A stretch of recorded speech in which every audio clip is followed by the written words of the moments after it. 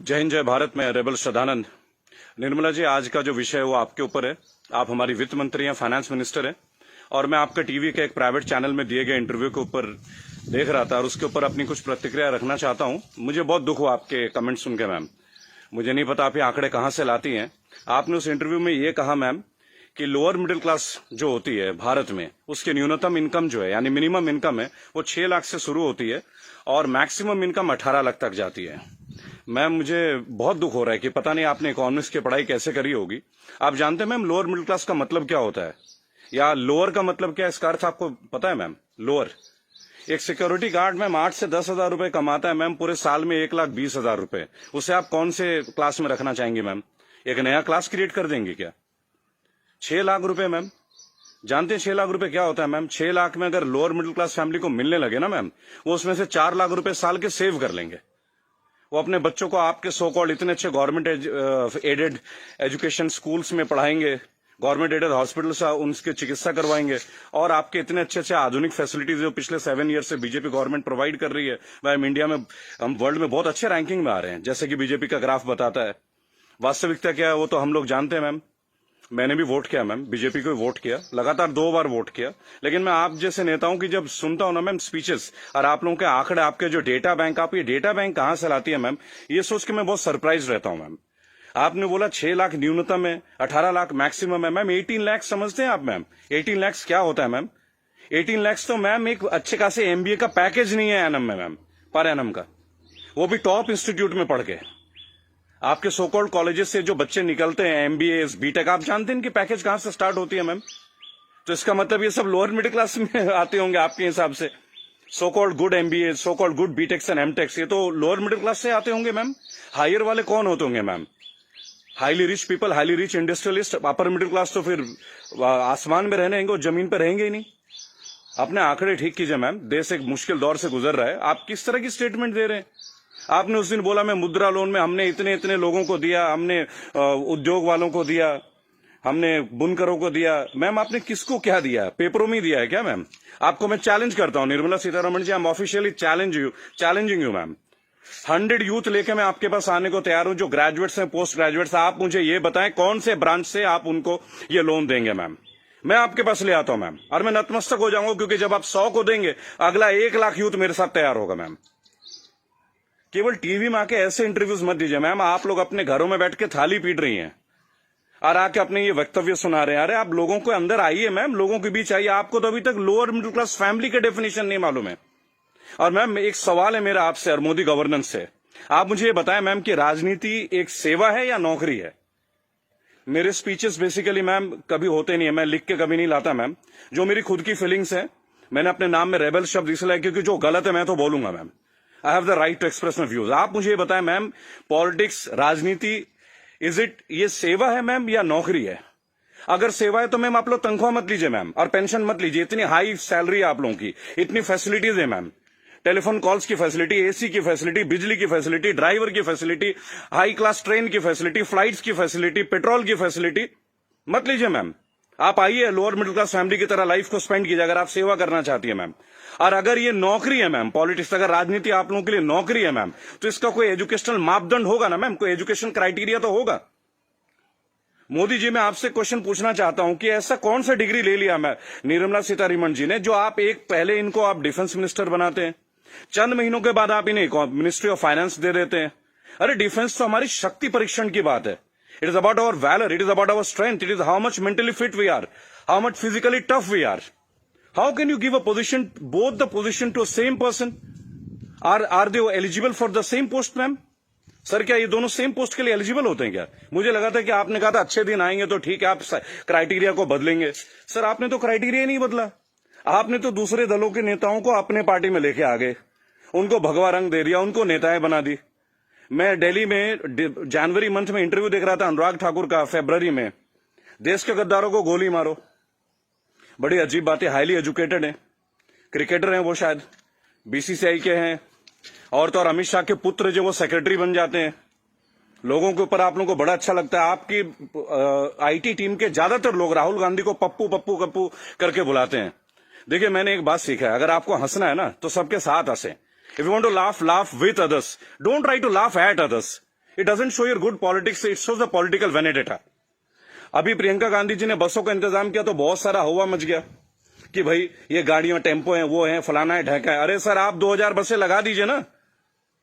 चलो उन्होंने ऑटो दे दिए, टेम्पो दे दिए, पर उनको कुछ फीलिंग तो रहा, वो दे तो रहे। आप लगा दीजिए 2000 के बदले 4000 बसें। किसने रोक रखा है आपको? उन्होंने तो ये तक कह दिया कि भाई हमारे बसों में आप बीजेपी का झंडा भी लगवा लें। गलत कर दिया क्या सर? उसमें भी आप लोग शोर मचाना लग जा रहा है।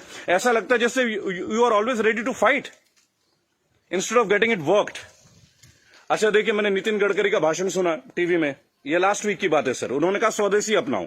चलिए सर, अपना लेते हैं, पर मुझे बताएं, मेक इन इंडिया और मेड बाय इंडिया, इन दोनों का डिफरेंस आपके मिनिस्ट्री का कोई एक मिनिस्टर मुझे दे सकता है क्या? मेक इन इंडिया है क्या सर? आप जमीन देते हैं सैमसंग को, जमीन देते हैं ओप्पो को, वीवो को, चाइनीज कंपनी को, साउथ कोरियन कंपनीज को, वो आके अपना प्लांट लगाते हैं, इंडियंस को हायर करते हैं, और उसके बाद प्रॉफिट जो है वो उनके अकाउंट में जाता है, सैलरीज आता है इंडियंस के अकाउंट में। तो मुझे ये बता दें कौन सा मेक इन इंडिया सर? आप मेड इन इंडिया कीजिए ना, आप अपने इंडस्ट्रीज लगाइए, आपको पैसा रेवेन्यू अपने पास रोकिए। अगर इतना दम होता ना सर हमारे मैकेनिज्म में, आपको चैलेंज कर रहा हूं, आप मैकडोनल्ड्स की तरह एक आउटलेट बना लेते सर। 25 रुपए का बर्गर बेचने वाला भी लाखों करोड़ों रुपए डॉलर्स में कन्वर्ट करके इंडिया से लेके जा रहा है। आप छोड़िए मोबाइल फोन तो बहुत बड़ी बात है, 20-20, 50-50 हजार की बात है। आप बर्गर बनवा दीजिए सर, आप ब्रेड्स बनवा दीजिए, रेवेन्यू यहां जनरेट करवा दीजिए सर, मेड इन इंडिया कर दीजिए। What is make in India sir? आप कहते हो स्वदेशी अपना, फॉरेन की कंपनी को आप जमीन अलॉट कर रहे हो, राइट? और आप कहते हो चाइना का बहिष्कार कर दो। आप मुझे बता दें बीजेपी के कौन से नेता के पास इंडिया वालों का फोन है सर? और बीजेपी छोड़िए, किसी भी पार्टी, मैं यहां किसी और पार्टी का माउथ पीस नहीं हूं सर, क्योंकि मुझे देखा गया है, मैं देखता हूं ये चीज। अगर मैं आपके पॉलिटिकल किसी फेलियर के बारे में बात करूं तो लोग तुरंत बोलेंगे भाई ये तो कांग्रेस का आदमी है। It's very cheap sir, it sounds very cheap. ठीक है सर, आपसे पहले हमने कांग्रेस को भी वोट दिया, क्या गलत किया सर? गलत क्या किया भाई? जो मेजोरिटी में आएगा उसको तो वोट देंगे ना। मुझे ऐसा लगता है कि आप ऑपोजिशन को भी नहीं टिकने देते हैं। भाई एक सोशल सिस्टम है, गवर्नेंस के एक सिस्टम है सर।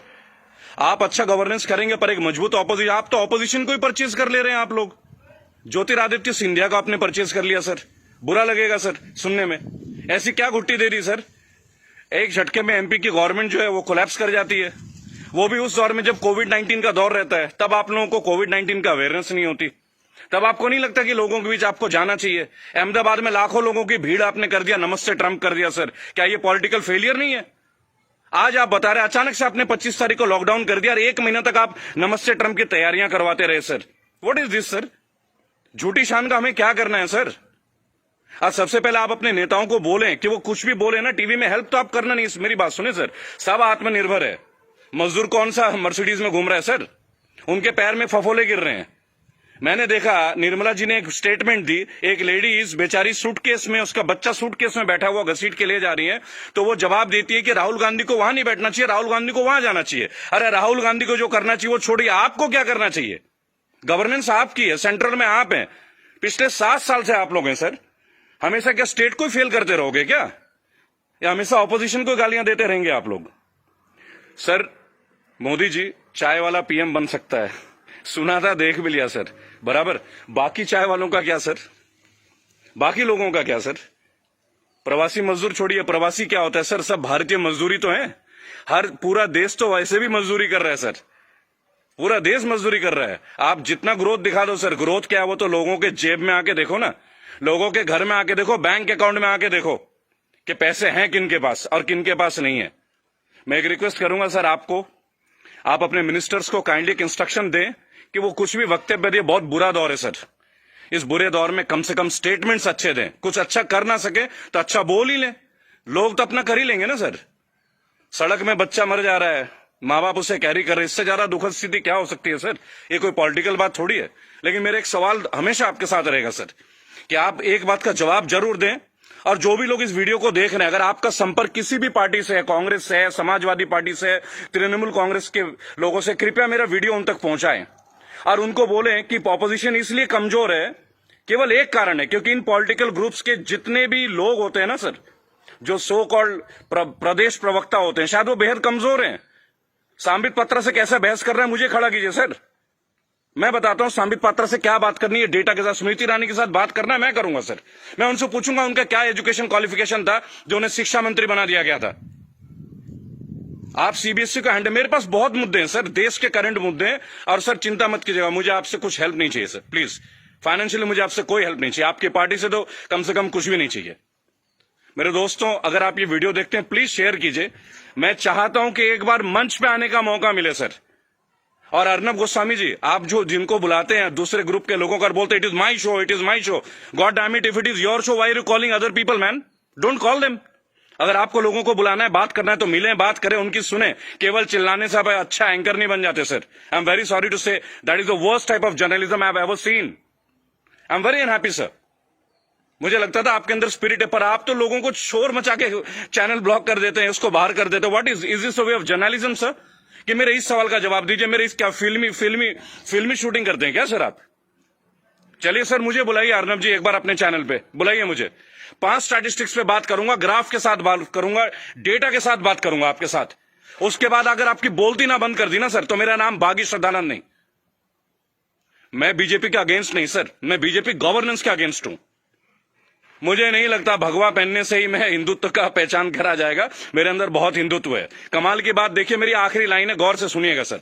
श्रद्धानंद पति मेरा नाम है, जाति से मैं ब्राह्मण हूं, पढ़ा हूं क्रिश्चियन स्कूल से, Saint Mary's English high school. और गर्व से कहता हूं सर, फादर हुआ करते हैं वहां पे, फादर गॉलबर्ट फर्टैडो, अब नहीं रहे सर, हमारे फॉर्मर प्रिंसिपल। क्या कमाल की शिक्षा दी है सर। इतने आईआईटीएन से निकलते हैं सर, कभी आप लोगों की जरूरत नहीं पड़ी सर। मुझे ताज्जुब लगता है, अंगूठा छाप के नीचे एमटेक वाला बंदा काम कर रहा है और हम उनको सुन रहे हैं। What the hell is going on sir? कहां है आपके अच्छे दिन? बुलाइए ना सर एक बार चैनल में। आपके जितने भी प्रवक्ता है ना सर, जितने भी प्रवक्ता है, अगर 10 मिनट का टाइम दे देना सर, उनकी बोलती बंद कर दूंगा। जय हिंद, जय भारत। मैं जानता हूं बहुत सारे लोग मेरे बातों से शायद नाराज हो, पर नाराज होना आपका काम है सर, मेरा नहीं। सही मुद्दे पे तो मैं बात करूंगा, जो नाजायज बात लगती है उसका तो मैं करूंगा सर। रेबल हूं तो रेबल की तरह पेश आऊंगा।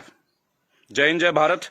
अगला मुद्दा 2 या 3 दिन के अंदर स्टैट्स के साथ आऊंगा सर। और मेरे दोस्तों, मैं दोबारा एक रिक्वेस्ट करता हूं, काइंडली अगर आप लोगों के पास कोई कॉन्टैक्ट है, मेरा वीडियो तमाम पॉलिटिकल ग्रुप्स के पास भेजें, एक मंच पे आने का मौका दें। इन्हें बताऊंगा सर, इन्हें बताऊंगा इन्होंने झारखंड के लिए क्या किया है, इन्होंने बंगाल के लिए क्या किया है, इन्होंने केरल के लिए क्या किया, अरे उत्तर प्रदेश के लिए क्या क्या, वो भी बता दूंगा। हम भगवा में, उत्तर प्रदेश में सबसे महंगी बिजली हमारे यहां आती है। ये है ना अच्छे दिन।